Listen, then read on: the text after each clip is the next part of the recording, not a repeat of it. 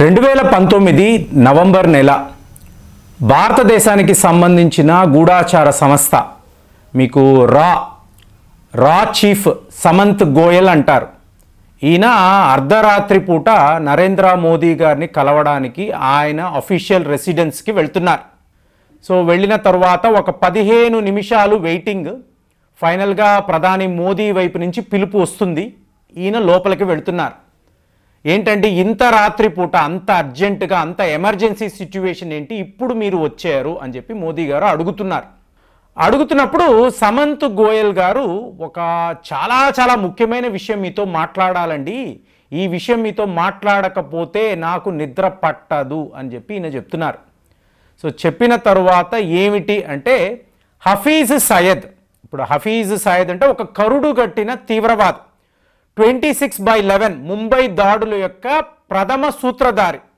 So ఇతని location, ఇతని address, ఇతను పాకిస్తాన్లో ఎక్కడ ఉంటాడో ఈ వివరాలంతా కూడా మన రా ఏజెంట్లు సేకరించారండి. సో ఇప్పుడు టైం వచ్చింది, ఇతన్ని మనము లేపేయాలి.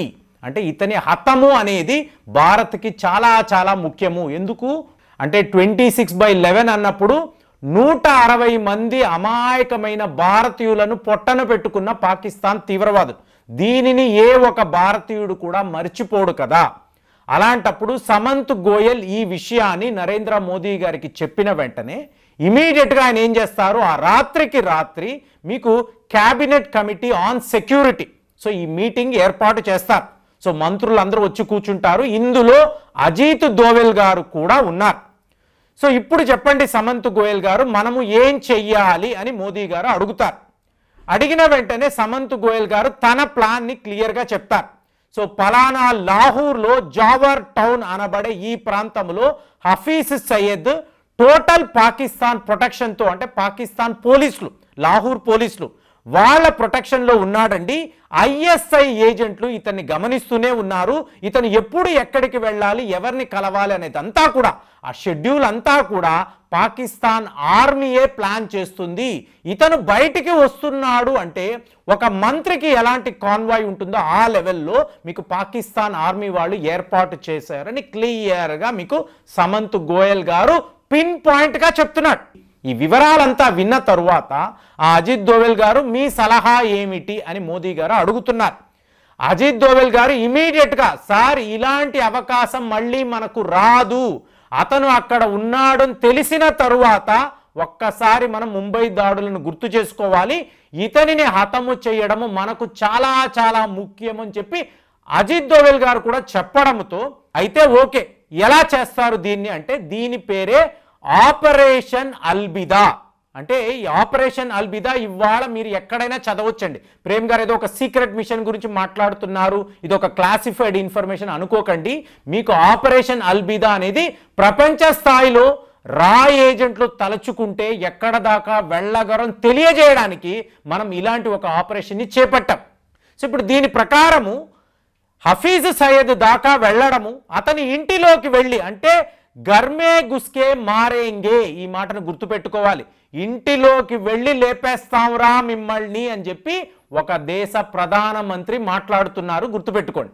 అలాంటిది ఇప్పుడు హఫీజ్ సయ్యద్ ఇంటిలోకి వెళ్ళి ఇతన్ని హతము చేసేసి, అంటే ఎలాగైతే బిన్ లాడెన్ విషయంలో అమెరికా వాళ్ళు చేశారో, అంటే అమెరికా వాడు చేసినప్పుడు అది కరెక్ట్ అండి, ప్రపంచంలో వేరే ఎవరైనా ఇలా చేస్తే చాలా తప్పు అని చెప్తారు వాళ్ళు. అలాంటిది ఎవరికి తెలియకూడదు, ఆపరేషన్ అల్బిదా సక్సెస్ఫుల్గా జరగాలి. సో ఇప్పుడు సీన్ని కట్ చేశారనుకోండి, నేరుగా మీకు డిసెంబర్ 2021 దుబాయ్, అంటే మన ప్లాన్ ఎలా ఉంటుందో చూడండి. దుబాయ్లో మీకు నవీద్ అనబడే ఒక స్మాల్ టైం క్రిమినల్, మీకు చిన్న నేరాలు చేసేవాడు, ఇతన్ని దుబాయ్ పోలీసులు అరెస్ట్ చేశారు, జైల్లో ఉంచారు. మీకు ఎంత ట్రై చేసినా ఇతనికి బెయిల్ ఇచ్చేవాళ్ళు లేరు, ఇతను బయటికి వచ్చే అవకాశమే లేదు. ఇంతలో వాజ్బాయ్ అనబడే ఒక వ్యక్తి ఇతనికి బెయిల్ ఇప్పిస్తాడు. సో ఇతను బయటకు వస్తాడు, ఒక హోటల్లో కూర్చుంటారు. వాజ్బాయ్, మీరు నన్ను ఎందుకు విడిపించారు, కారణం ఏమిటి అంటే దుబాయ్లో నాకు పెద్ద వ్యాపారాలు ఉన్నాయి, కానీ నేను కొన్ని సీక్రెట్ ఆపరేషన్స్ అనేవి చేస్తూ ఉంటాను, దుబాయ్ పోలీసులకో ఇక్కడ ఉండే ఇంటెలిజెన్స్ వాళ్ళకో తెలియకూడదు. సో నీలాంటి ఒక చిన్నపాటి నేరగాడు నాకు దొరికితే నిన్ను నేను పార్ట్నర్గా చేసుకుంటే నీ తెలివితేటలతో మనం ఈ వ్యాపారాన్ని అద్భుతంగా మనము చేసి చూపించవచ్చు, నీకు ఓకేనా, నువ్వు ఎంత డబ్బు అడిగితే అంత డబ్బు నీకు ఇస్తాను అని వాజ్బాయ్ కూడా ఇతనికి ప్రామిస్ చేస్తాడు. చేయడంతో ఒక చిన్నపాటి నేరగాడు ఇంత పెద్ద ఆఫర్ నో అని చెప్పి అనలేడు. సరే వాజ్బాయ్ మీరు చెప్పండి నేను ఏం చెయ్యాలి అంటాడు. మనము దుబాయ్లో అలాగే పాకిస్తాన్లో కూడా మన వ్యాపారాన్ని పెంచుకుంటూ వెళ్ళాలి. నీకు నేను ఒక అద్భుతమైన అవకాశం ఇస్తున్నాను. నువ్వు ఇమీడియట్గా పాకిస్తాన్కి వెళ్ళు, ఒక ఇల్లు అనేది చూసుకో, నీ కుటుంబంతో అక్కడ హాయిగా ఉండు, నువ్వు ఏం చెయ్యాలో నేను చెప్తాను అని చెప్పి వాజ్బాయ్ చెప్తాడు. సరేనండి అంటాడు. మీకు ఇమీడియట్గా ఒక 25 లక్షల రూపాయలు మీకు ఈ నవీద్ అనబడే ఈ నేరగాడి అకౌంట్లోకి మీకు వస్తుంది. సో ఆనందం, ఒక్కసారిగా 25 లక్షలు తీసుకొని పాకిస్తాన్ వెళతాడు. ఎక్కడ ఇల్లు చూడాలి అంటే ఈ జోవార్ టౌన్ అంటారు చూసారా లాహోర్లో, అంటే హఫీజ్ సయ్యద్ నివసిస్తున్న ప్రాంతంలోనే నువ్వు ఇల్లు అద్దెకు తీసుకో, మంచి భవనాన్ని తీసుకో, హాయిగా జీవించి ఇక నీ జీవితమే మారిపోతుందని చెప్పి వాజ్బాయ్ చెప్పడం జరుగుతుంది. సో వెళతాడు, వెతికి ఒక ఇల్లు తీసుకుంటాడు.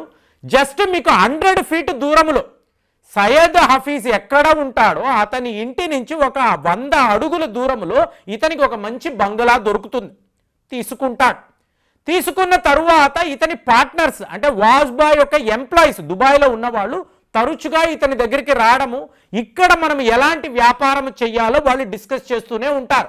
ఒక 4 నుంచి 5 రెగ్యులర్ బేసిస్లో ఇతన్ని కలవడం.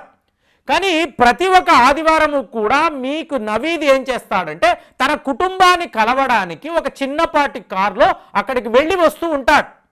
సో ఈ టైంలో ఏమైంది, మీకు అక్కడ వచ్చిన 4-5 ఎవరు అంటే మీకు రా ఏజెంట్లు, మీకు అర్థమయ్యే ఉంటుంది. సో ఈ వాజ్బాయ్ అనబడే వ్యక్తి కూడా ఒక అండర్ కవర్ ఏజెంట్. సో అక్కడ ఏం జరుగుతుందో పిన్ పాయింట్ అక్యూరసీతో మీకు సమంత్ గోయల్ గారికి వీళ్ళ విషయము తెలియజేస్తూనే ఉన్నారు. అంటే హఫీజ్ సయ్యద్ ఇంటికి ఎవరు పాలు ఇస్తున్నారు, ఎవరు న్యూస్ పేపర్స్ వేస్తున్నారు, ఒకవేళ కరెంటు పోతే బల్బు వెలగకపోతే ఏ ఎలక్ట్రీషియన్ వస్తాడు, ఎక్కడి నుంచి ఎవరు తరచుగా ఇతన్ని విజిట్ చేస్తూ ఉంటారు, ఎలాంటి పోలీస్ అధికారులు, ఎలాంటి పాకిస్తాన్ ఆర్మీకి చెందిన వాళ్ళు, ఐఎస్ఐ ఏజెంట్లు, ఎవరెవరు టోటల్ డీటెయిల్స్ అండి. అంటే ఇలాంటి ఒక ఆపరేషన్ మోజాద్ తప్ప వేరే ఎవరు చెయ్యలేరని చెప్పి ఇవాళ మీకు ఈ రా ఏజెంట్స్ చెప్తూ ఉంటారు. అలాంటిది టోటల్గా హఫీజ్ సయ్యద్కి సంబంధించిన వివరాలంతా మన దగ్గర ఉంది. మరి నెక్స్ట్ లెవెల్ ఏమిటంటే ఇతన్ని లేపేయాలి, ఇతన్ని హతం చెయ్యాలి. అప్పుడు మీకు మళ్ళీ ఆ వాజ్బాయ్ ఈ నవీద్ని దుబాయ్ రమ్మంటాడు. సో ఇప్పుడు అసలు విషయం చెప్తాడు. నేను నీకు ఎందుకు ఈ అవకాశం ఇచ్చాను అంటే నేను ముంబై దాడుల్లో మరణించిన ఒక కుటుంబము కోసం పనిచేస్తున్నాను, దారుణంగా వాళ్ళు చనిపోయారు, ఎన్ని కోట్లైనా సరే ఈ హఫీజ్ సయ్యద్ని విడిచిపెట్టకండి నాకు చెప్పారు, ఈ విషయంలో నేను నిన్ను ఎంగేజ్ చేశాను, హఫీజ్ సయ్యద్ని మనము హతం చెయ్యాలి అనేటప్పటికీ నావీద్ ఒక్కసారి ఉలికి పడతాడు. బాబా ఏంటంటే ఇంతంత పెద్ద విషయాలు మాట్లాడుతున్నారంటే నా మిషన్ ఇదే, ఇది నేను చేసే తీరాలి అని చెప్పి వాజ్బాయ్ కూడా చెప్పడము చూడు అక్కడ మీకు హఫీజ్ నవీద్ చనిపోతాడు, హతం అవుతాడు. అయిన తరువాత నువ్వు అక్కడి నుంచి ఆ ఇల్లు వెకేట్ చేయి, నిన్ను అమెరికా పంపిస్తాము, నీకు 15 కోట్ల రూపాయలు అక్కడ నీ అకౌంట్లో జమ చేస్తాం, హాయిగా హ్యాపీగా అమెరికాలో ఉండు అని కూడా వీళ్ళు ఆఫర్ ఇస్తారు. సో ఓవరాల్గా ఆలోచించుకొని చాలా బాగుంది కదా, ఓకే అని చెప్పి చెప్తాడు. నేరుగా మళ్ళీ మీకు నవీద్ పాకిస్తాన్ వస్తాడు. సో వస్తున్నప్పుడు ఏమిటంటే ఒక సూసైడ్ బాంబర్ కావాలి, ఒక నల్ల రంగు కరోలా వాహనాన్ని వీళ్ళు ఎంగేజ్ చేస్తారు. సో ఈ వాహనంలో వీళ్ళు ఆర్డిఎక్స్ బాంబు పెట్టి దీనిని ఒక సూసైడ్ బాంబర్ నడుపుకుంటూ వెళ్ళి హఫీజ్ సయ్యద్ ఇంటి మీద దాడి చెయ్యాలి, అందులో అతను మరణిస్తాడు. ఇది ప్లాన్. సో ఇమీడియట్గా మీకు ఏమవుతుంది అంటే నవీద్ తన కుటుంబాన్ని కలవడానికి వెళతాడు. సో వెళ్ళిన వాడు ఆ రోజు రాడు. సో ఇమీడియట్గా రా ఏజెంట్లు అలర్ట్ అవుతారు. ఏం జరిగింది అని చూస్తే ఈ నవీద్ అనబడే వ్యక్తి ఈ భయముతో, అంటే రా ఏజెంట్లు తనని టోటల్గా ట్రాప్ చేశారు కాబట్టి ఈ భయముతో టోటల్గా ఈ విషయాలంతా కూడా వెళ్ళి ఒక ఐఎస్ఐ అధికారికి చెప్పేస్తాడు. వీళ్ళు ఈ ప్లాన్లో ఉన్నారండి, హఫీజ్ సయీద్ని వీళ్ళు హతం చేయబోతున్నారు, ఈ పని చేస్తున్నది భారత్కు చెందిన రా ఏజెంట్లు అని చెప్పడంతో టోటల్ సెక్యూరిటీ మారిపోతుంది.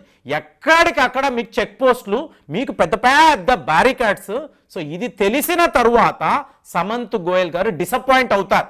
అంటే మనము ఎంచుకున్న వ్యక్తి ఈ విషయాన్నంతా ఐఎస్ఐ ఏజెంట్లకు చెప్పేశాడు కదా, సో టోటల్ మిషన్ ఫెయిల్ అయింది కదా, మళ్ళీ మోదీ గారిని కలుస్తాడు.